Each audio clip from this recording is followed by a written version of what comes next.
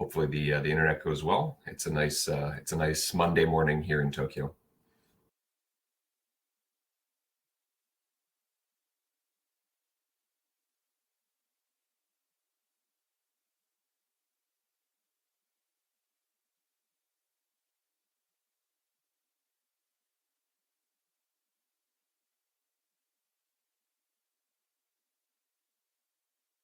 Are we connected all right? Okay, I seem to be struggling still with my audio. 1 second, Colin. Yeah, you were muted for a moment there. Okay, there we are. Okay. All right, sorry about that. I gotta mute out my my back office chatter that's kind of distracting me a little bit. All right, sorry, I may have lost the plot a little bit. I think I did, however, find the first question. I got pretty distracted by conversation backstage. Yeah, no problem. So the first question here is someone's asking when they first tried comparing transducers.el, the cl-lib and dash bookmark compiled, they give some detailed results we're sharing on the stream. They expected transducers to be slower than cl-loop but faster than cl-lib or dash. However, this isn't the case. Any idea why? And so I'll come back into their data to show they're showing, there's not a lot of detail on the use case here. We could certainly click through it. Do it.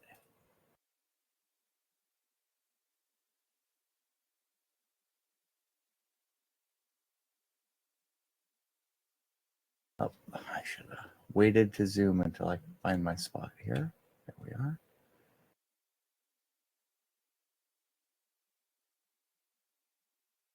All right, so there's our example.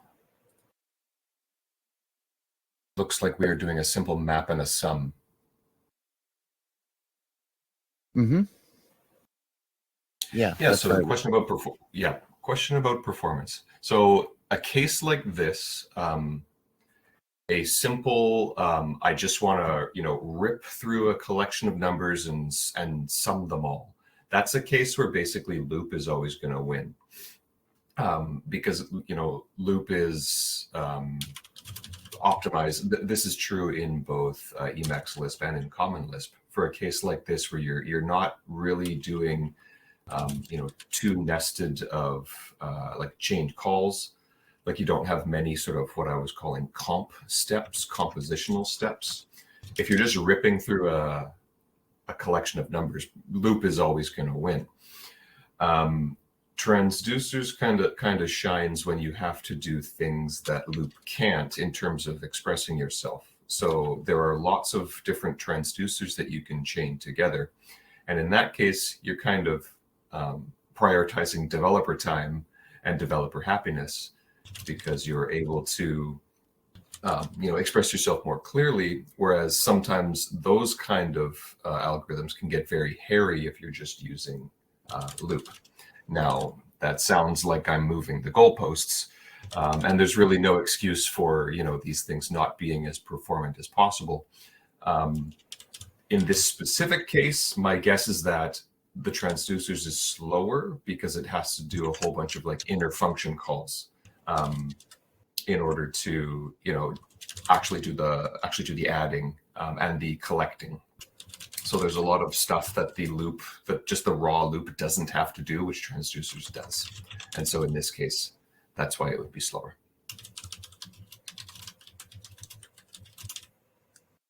All right, makes sense.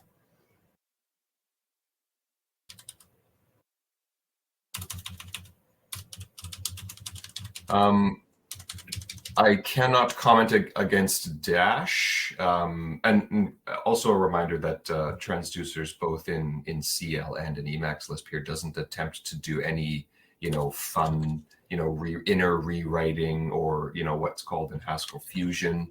Like if you have two different map steps like in a row, it's not going to see that and somehow fuse them internally.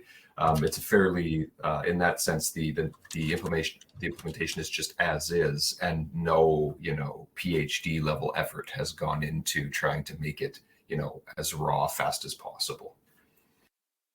Mhm. The idea being that ergonomics is more important up front. Yeah, that's kind of a whole fascinating subpanel, right? My theme this conference has been, all these different things we should try to get subpanels going for, and use that. Maybe fill in the dev track, or even have a third track, or whatever. I'm not that concerned about the logistics of squeezing it into the schedule so much, but anyway, interesting. I mean to say. So, Did we already speak to theoretical texts? No, right? No, let's continue. Okay, so another question from the group. Do you know of any theoretical texts on transducers? My README, particularly of the Common Lisp implementation, is the theoretical text on transducers. Rich Hickey has some YouTube videos which also come close. I mean, he invented the things, but in terms of having like a full like explanation of everything, it's my README, and it's also the info manual of Guile's scheme. Their documentation on Surfy 171 is what I used to learn transducers and to re-implement them in other Lisps. So if you just want like a document explaining them, my README is actually the clearest that I've found. Awesome. Okay, next question. And I'm sorry, you gave a name. You referred to somebody's videos. Rich Hickey, the inventor of Clojure. Rich Hickey, thank you. Hope I got the spelling right, and maybe somebody can catch that and fix. If not, I'll reach on. Thank you. Reach on to the next question. Writers, Lazy Series in Lisp, late 70s, said this should have been done as an additional compiler feature in compilers, but if not, must be a macro package. Did you think about that?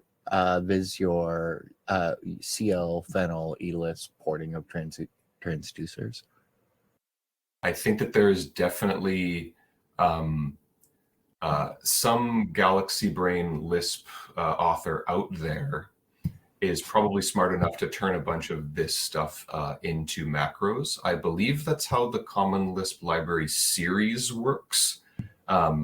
It sees that you were calling map or whatever, and it actually knows that that's like a special macro keyword, and so it does a bunch of internal rewriting in order to be fast. I did not do that. The implementation as I have it is very simple, and simplicity, shouldn't be, underestimated. I love it. What a nice succinct answer. Even I can manage to type that out as I scroll us to the next question. So, does tbuffer read? Does tbuffer read provide a lazy stream that's line-wise or character-wise, or do something else entirely? Okay, there are two functions. I showed tbuffer read. There's also one called tfile read, which doesn't require that you actually have the buffer open. It's much more clever. Tbuffer read, I believe, is simpler. As long as you have a sort of in Emacs Lisp, what is called the current buffer active.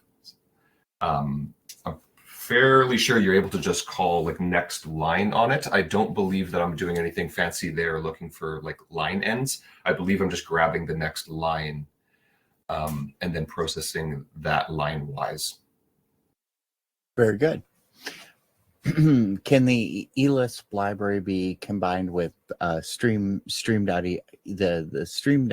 API or sequence in general? I would say that these libraries are completely orthogonal. Like you saw that everything was prefixed by T. Basically, transducers is its own zone. However, one thing that I do in the Common Lisp, which is theoretically possible for the Emacs Lisp as well, is kind of like little shim libraries. So I provide, at least for Common Lisp, for a number of popular sort of third-party collection types, I provide an ability to use them as sources. Maybe that's what you mean. Like if like the built-in containers for Emacs Lisp are already supported. So, like vector, hash table, and so on. Makes sense. So I think what I heard there is, yeah, go ahead, please. Sorry, in terms of mixing, like, like, for instance, like seek-map used in transducers, we'll put it that way. Mm-hmm. I was just going to say, I think it sounds like you're saying, yeah, probably they are, actually. We don't know yet about any places where they don't play nicely together. So quite possibly so. We can use sequence and transducers together, for example. As a source, potentially, yeah. It's very easy because that just uses def generic. As long as you have a new, like if you have a new collection type, as long as you implement a def method for it somewhere, it'll just magically work with this library. That's the magic of def generic.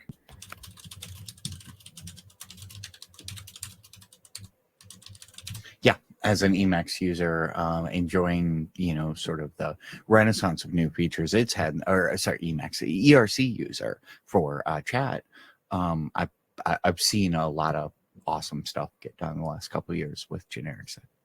JP never was working on that, and like that's just making my eyes pop and go, wow, that does make a whole lot of things simpler, doesn't it? So I think a lot of us running into generics and how that solves problems in Emacs.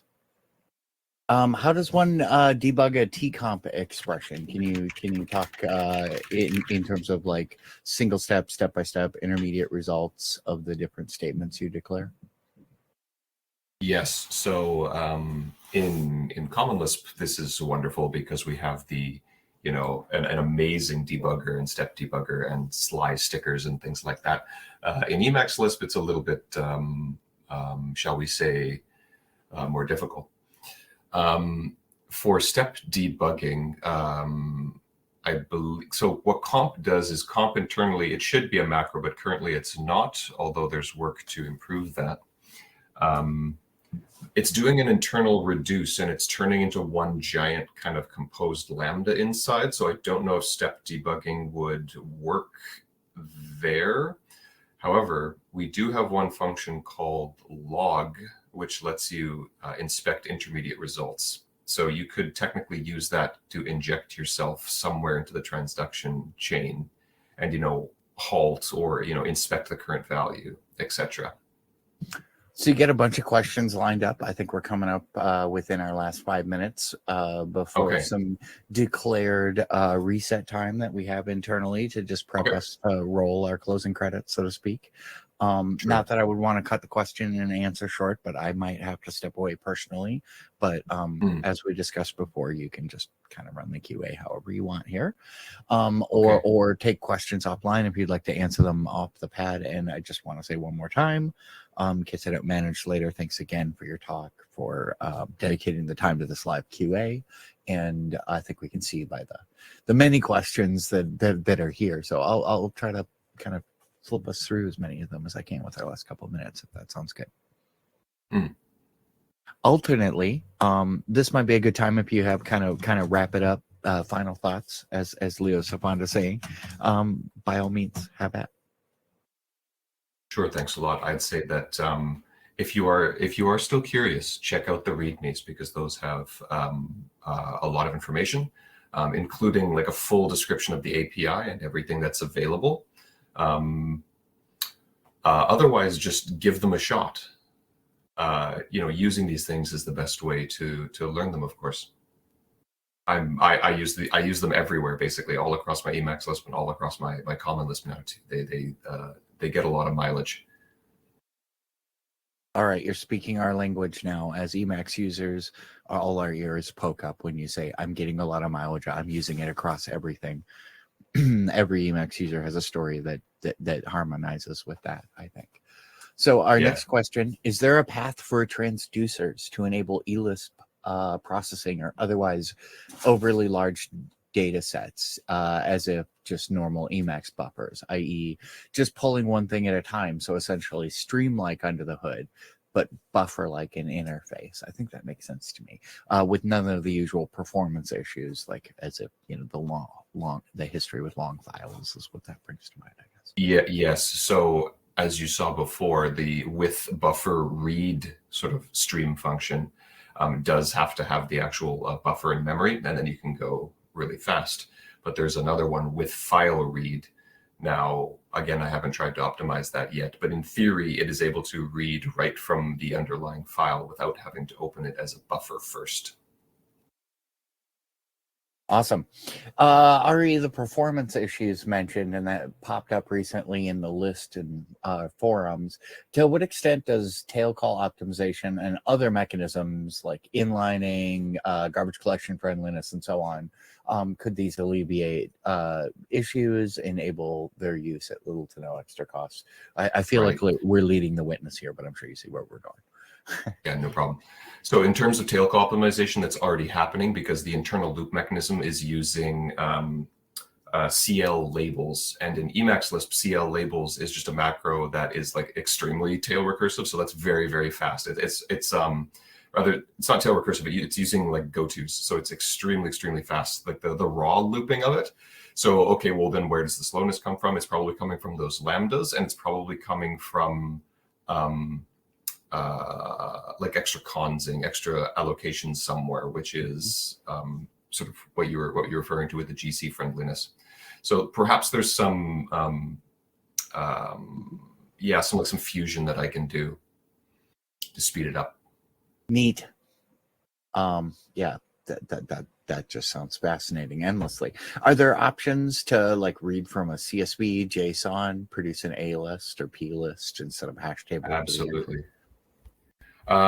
Yes. I need to double check that, but we can read both CSV and JSON, and you should be able to just turn on the plist option. I will double check, but there's fairly free conversion between those three types because hash table is not always what you want. And actually, I suspect that slowness that we saw in the demo before was because it was allocating hash tables for every like all of the 50,000 lines. And had it been a plist, it would have been faster. Interesting. So maybe there's opportunities even if you end up with hash lists, but then they're shared strategically and you pay the cost of a little extra layer in there that buckets them together the way that we might group like files by the first 4 characters in the file name once we've got 1 million files. Anyway, is the Common Lisp version ready for production use? Do you want to comment on API stability? I use it all the time. I'm writing a game in Common Lisp right now, and I'm using transducers everywhere in there. Ooh. And it doesn't even make a dent in the frame rate, and I'm using them extensively. Okay, well, I'll just read from chat. Thanks so much for the answers. Do we need a pre-written or T- a version for every already existing reducing function plus, as an example, or is there a function that constructs in mind? I'm going to add the word auto vilifies them already, auto defines or something, or just generically wraps function calls some way already defined. So this is basic. Yes, this is basically fold. So some built-in functions like plus already function like reducers. It's kind of a coincidence that they do that. But there's an example in the README. Max is one that does not act like that. For instance, maybe I could screen share later, but if you just type in like +1, if you call +1 in Emacs Lisp or Common Lisp, you get back 1. Like it actually only needs 1 argument. And that's basically all that and if you only type plus, it actually gives you 0. And so plus and multiple satisfy sort of the API of reducers. But if you have one that doesn't, like the max function, and similarly, just type in plus, just like as a function call, just plus with nothing else, and you'll see. No, as a function, 0 will come out. Yeah. So this basically means it satisfies the reducer API. But a function like max does not. So if you just type in max and then 1, it won't work. Or pardon me, it did. But if you type in max with nothing else, it wouldn't work. Mm-hmm. Yeah. So like error, right? So Hence, we have to wrap it in something like fold. So I would say go look at the fold function. Right, which that I won't do. I'm not that well enough prepped. Darn it, Leo would have been here, but oh well, you got me. Yeah, no problem. But fold is is sort of the ultimate reducer function. Great. So is there where was I? Here we go. We're way past this, right? So do we is compiling argument is the compelling argument for transducers that it's a better abstraction? It seems like there are concerns, objections, while pragmatically valid, focused on implementation. Can this abstraction allow for advances in implementation? Yes. What I've basically done is mostly followed the pattern of usage that exists in Clojure and in Scheme's SURFy 171. So in theory, the service level API is the same no matter where you're using this, and that's the idea, right? Like if you learn them in one Lisp, you should be able to use them everywhere. And then what it's actually doing under the hood is sort of free for us to change around. My implementations are mostly based on the scheme, with a few alterations here and there, and in the common Lisp case, like adding some common Lisp isms to improve usage, like UX a little bit. But overall, we are free to do whatever we want internally to speed up performance. I just haven't done that work. Awesome. So here's where I have to, where we're getting the hook. We've just been pulled off the stream. The viewers just saw the crawl by as it sent us over to the other pad where I got to jump on and get involved with that now. But I can't thank you enough, Colin. Would you like me to stop the recording here? Any other comments you'd like to make? Yeah, sure. Like, I mean, I'll stick around for any more live questions. I'm looking at both IRC and Big Blue Button here. So if people have more questions, I'll hang around for a bit. I'm going to leave the channel open. I see you do have a few people in here. So I'm just going to go ahead and leave the recording. We can always trim it up if you let us know, hey, the last 10 minutes weren't anything, or whatever. No pressure, no worries, no mistakes. Great. Thank you. Really appreciate you. Yeah, thanks a lot.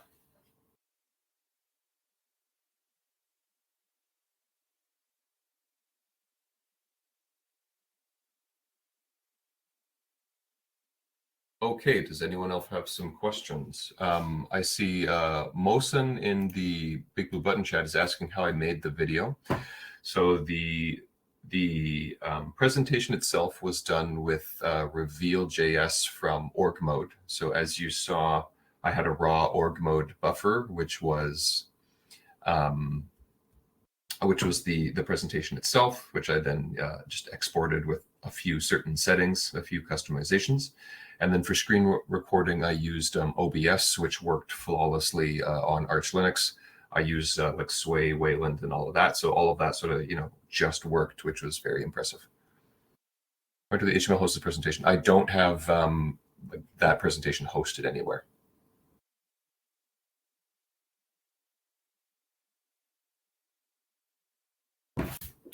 I'll look at the...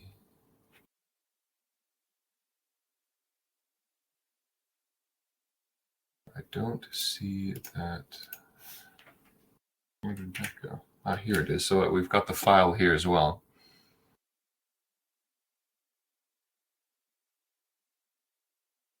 Looks like that's it for questions, basically. Yep, and it looks like everyone's moved on for now. Let's see. Thanks for investors. Do you think there would be a necessary transfer special good hand to the C-level code for things? I mean, it would be, so this is answering Lounge 81 on IRC. Yeah, like if we really wanted to go that hardcore, maybe there's some like C-level stuff that we could do to improve performance. Perhaps that's if there's, significant demand for such a thing. So far there hasn't been such demand, but maybe there will be in the future. Yeah, perhaps there's some custom stuff we could do. And otherwise, Lounge 81.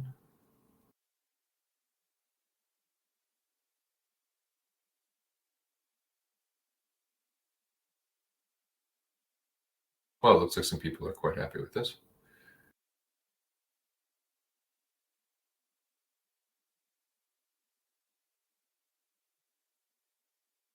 All right, that's about what I've seen. So why don't we end it here? I think I can control the recording from my end. If I pause it, will that work? All right. Thank you, everyone.